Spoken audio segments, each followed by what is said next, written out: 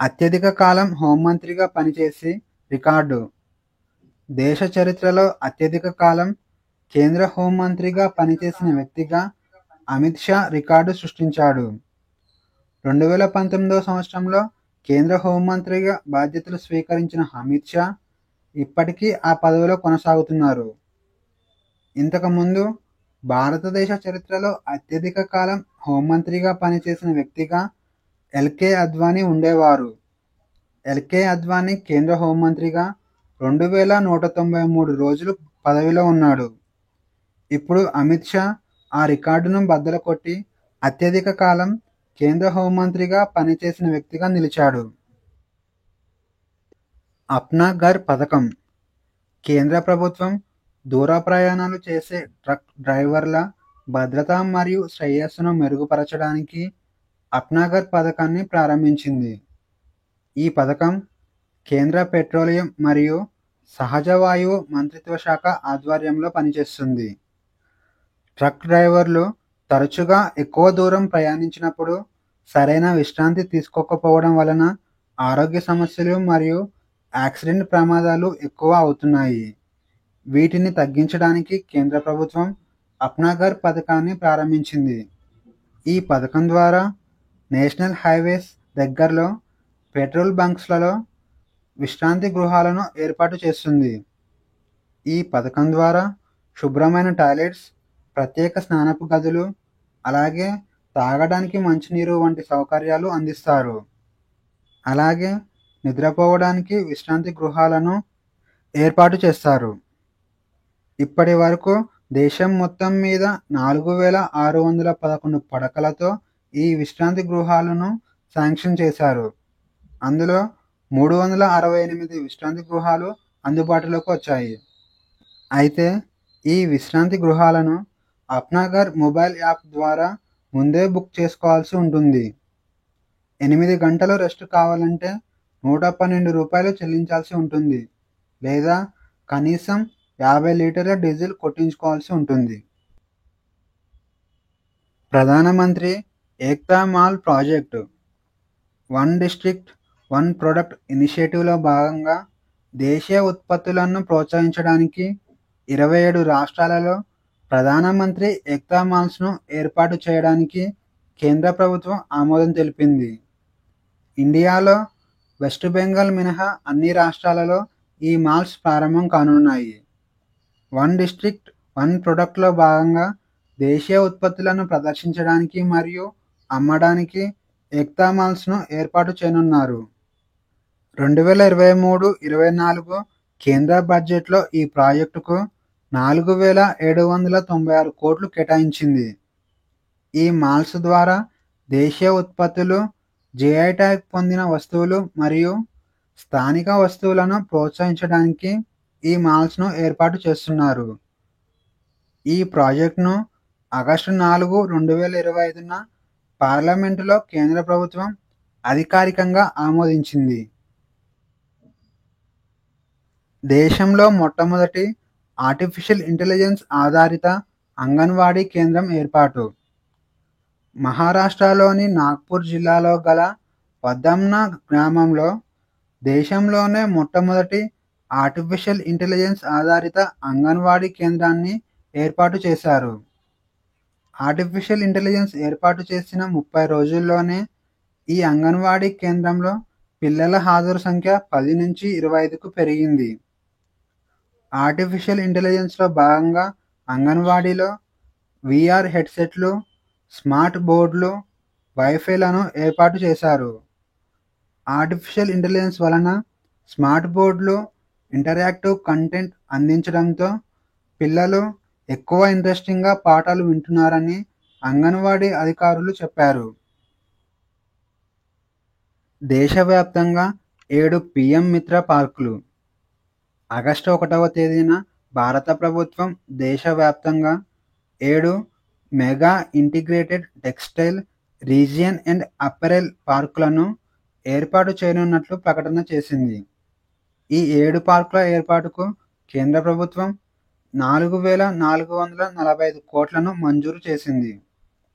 ఈ పార్కులను తెలంగాణ, తమిళనాడు, గుజరాత్, కర్ణాటక, మధ్యప్రదేశ్, ఉత్తరప్రదేశ్, మహారాష్ట్రలో ఏర్పాటు చేయనున్నారు. 70,000 కోట్ల విలువైన పెట్టుబడులను ఆకర్షించడం పీఎం మిత్ర పార్కుల యొక్క లక్ష్యం. దీని ద్వారా 20 లక్షల ప్రత్యక్ష మరియు పరోక్ష ఉద్యోగాలను సృష్టించడం లక్ష్యంగా పెట్టుకుంది. 47వ vice chief of naval staff నియామకం. 47వ వైస్ చీఫ్ ఆఫ్ నావల్ స్టాఫ్గా వైస్ అడ్మిరల్ సంజయ్ వాత్సాయన్ నియమితులయ్యారు. సంజయ్ వాత్సాయన్ 1988వ సంవత్సరంలో నౌకాదళంలో చేరారు. 30 సంవత్సరాలకు పైగా అనుభవం ఉన్న Sanjay Vatsayan INS Mysore, INS Nishank, INS Sangram వంటి యుద్ధ నౌకల్లో పనిచేశారు. ఐఎన్ఎస్ మైసూర్ యొక్క ఎగ్జిక్యూటివ్ ఆఫీసర్గా కూడా పనిచేశాడు. ఇక ఈరోజు క్వశ్చన్స్ వచ్చేసి ఇండియా ఎలక్ట్రిక్ మొబిలిటీ ఇండెక్స్ను ఏ సంస్థ ప్రారంభించింది? A. Reserve Bank of India, B. Bureau of Indian Standards, C. NITI Aayog, D. Electronics మరియు ఇన్ఫర్మేషన్ టెక్నాలజీ మంత్రిత్వ శాఖ.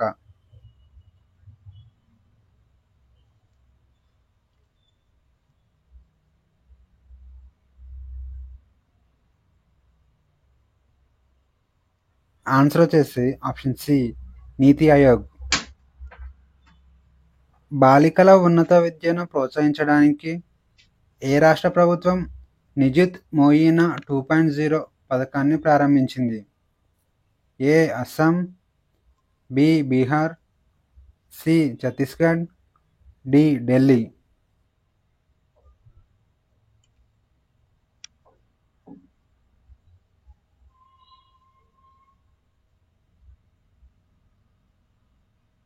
ఆన్సర్ వచ్చేసి ఆప్షన్ ఏ, అస్సాం. భారత ప్రభుత్వం ప్రారంభించిన పహల్ పథకాన్ని ఏ మంత్రిత్వ శాఖ అమలు చేసింది? ఏ. సైన్స్ అండ్ టెక్నాలజీ మంత్రిత్వ శాఖ, బి. పెట్రోలియం మరియు సహజ వాయువు మంత్రిత్వ శాఖ, సి. వ్యవసాయ మంత్రిత్వ శాఖ, డి. ఆర్థిక మంత్రిత్వ శాఖ.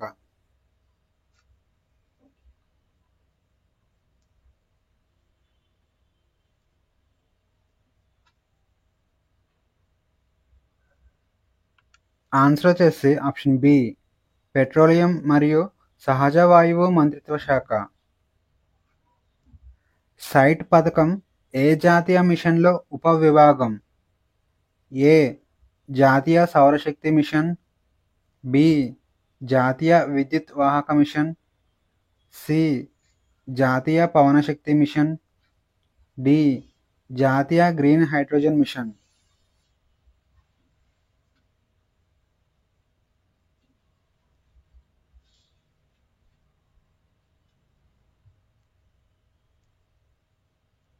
ఆన్సర్ వచ్చేసి ఆప్షన్ డి, జాతీయ గ్రీన్ హైడ్రోజన్ మిషన్.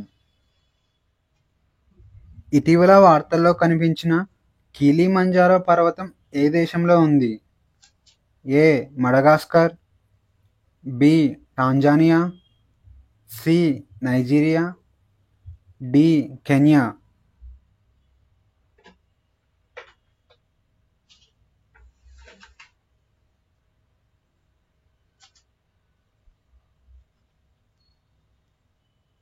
ఆన్సర్ వచ్చేసి ఆప్షన్ బి, టాంజానియా. విజయనగర సామ్రాజ్యంలో 2వ దేవరాయ పాలనలో కింది వాటిలో ఏ ప్రసిద్ధ దేవాలయాలు నిర్మించబడ్డాయి? ఏ. హంపి దేవాలయాలు, బి. హజూరా దేవాలయాలు, సి. బెల్గం దేవాలయాలు, డి. పైవేవి కావు.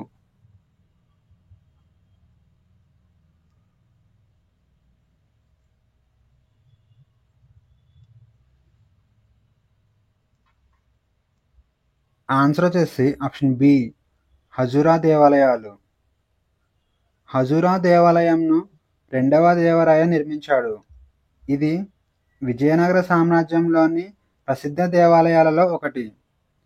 2వ దేవరాయ సంగమ రాజవంశ పాలకులలో గొప్పవాడు. శ్రీకృష్ణ దేవరాయ ఆస్థానంలోని కవులలో ఎవరిని ఆంధ్ర కవితా పితామహుడు అని పిలుస్తారు? A. Allasani Peddana, B. Tenali Ramakrishna, C. Pingali Surana, D. Nandi Timmana.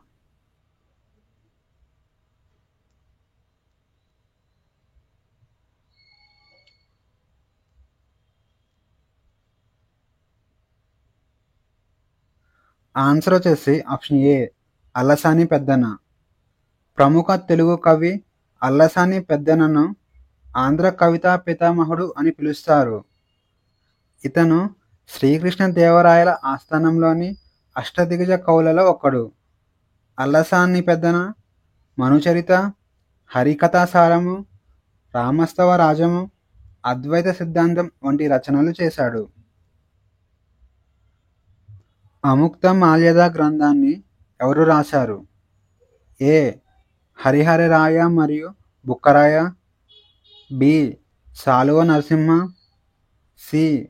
రెండవ దేవరాయ, డి. శ్రీకృష్ణ దేవరాయ.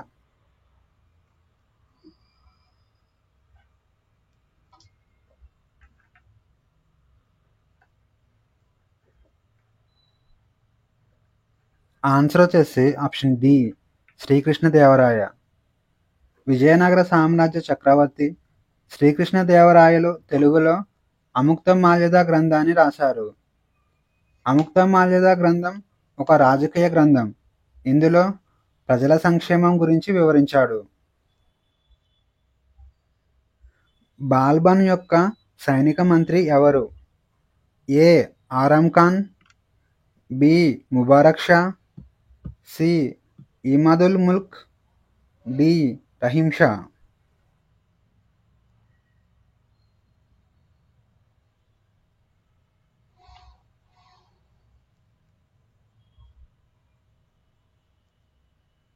ఆన్సర్ వచ్చేసి option C. Imadul Mulk.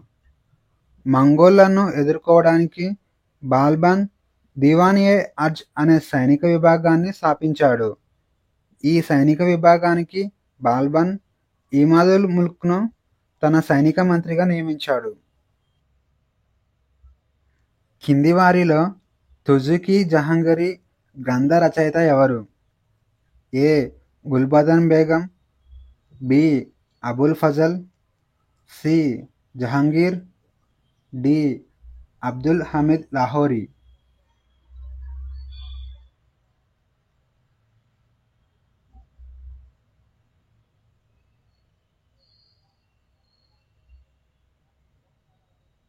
Answer వచ్చేసి ఆప్షన్ సి. జహాంగీర్.